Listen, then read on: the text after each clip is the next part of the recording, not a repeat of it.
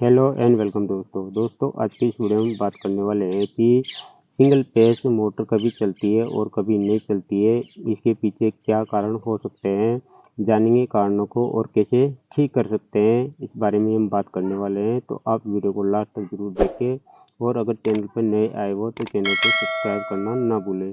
तो जैसा ही दोस्तों हम बात कर रहे थे कि सिंगल फेस मोटर कभी चल जाती है और कभी नहीं चलती है, तो इसके पीछे क्या कारण हो सकते हैं।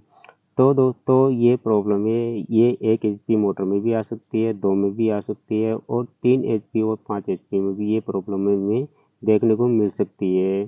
तो दोस्तों जानते हैं इनके पीछे के कारण को। तो जो पहला कारण ये है दोस्तों कि जो हम केबल लगाते हैं एल्यूमिनियम वाली, यानी कि जो स्टार्टर में हम सप्लाई देते हैं वो एल्यूमिनियम की केबल लगाते हैं, तो हम सही एमएम की केबल नहीं लगाते, यानी कि मोटर की रिक्वायरमेंट के हिसाब से हम इसमें केबल नहीं लगाते हैं, तो केबल में वोल्टेज ड्रॉप होते हैं। यानी कि मीटर के पास तो 200 वोल्टेज आ रहे हैं, लेकिन स्टार्टर के पास वो वोल्टेज ड्रॉप होके 180 के आसपास ही रह जाते हैं। तो ऐसे में जो वोल्टेज है वो ड्रॉप हो जाते हैं।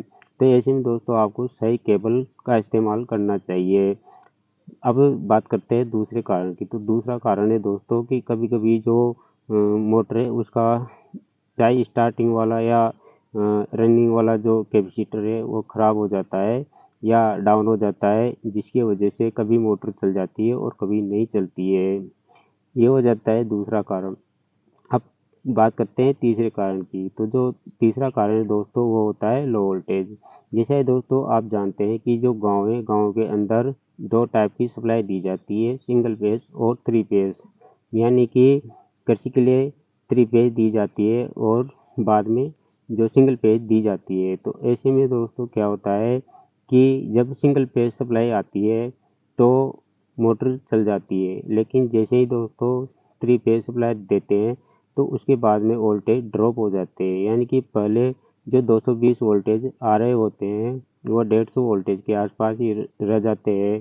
तो ऐसे में दोस्तों सिंगल फेज में तो मोटर चल जाती है, लेकिन 3 फेज के अंदर मोटर नहीं चल पाती है। तो ऐसे में दोस्तों आप स्टेबलाइजर का प्रयोग कर सकते हैं या कैपेसिटर बढ़ा सकते हैं और मोटर को चला सकते हैं। इसके अलावा दोस्तों एक जो कारण है वह है मोटर से जुड़ा हुआ।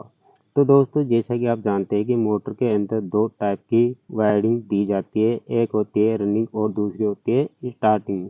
तो स्टार्टिंग का काम होता है दोस्तों मोटर को धक्का देने का, यानी कि मोटर को उठाने का काम स्टार्टिंग ही करती है। लेकिन दोस्तों इसके अंदर कभी कभी मेन सा फॉल्ट आ जाता है, क्योंकि दोस्तों सबमर्सिबल मोटर होती है तो उसके अंदर पानी भरा जाता है, तो पानी में करंट का फ्लो हो जाता है। तो ऐसे में दोस्तों कभी तो मोटर चल जाती है और कभी नहीं चलती है। तो दोस्तों ये कारण, ये जो इसके तीनों कारण हैं मैंने आपको बता दिए। तो दोस्तों आशा करता हूँ आपको जानकारी पसंद आई होगी। अगर आपको जानकारी पसंद आई हो तो वीडियो को लाइक तथा चैनल को सब्सक्राइब अवश्य करें। मिलते हैं अगले वीडियो में, तब तक के लिए नमस्कार, धन्यवाद दोस्तों।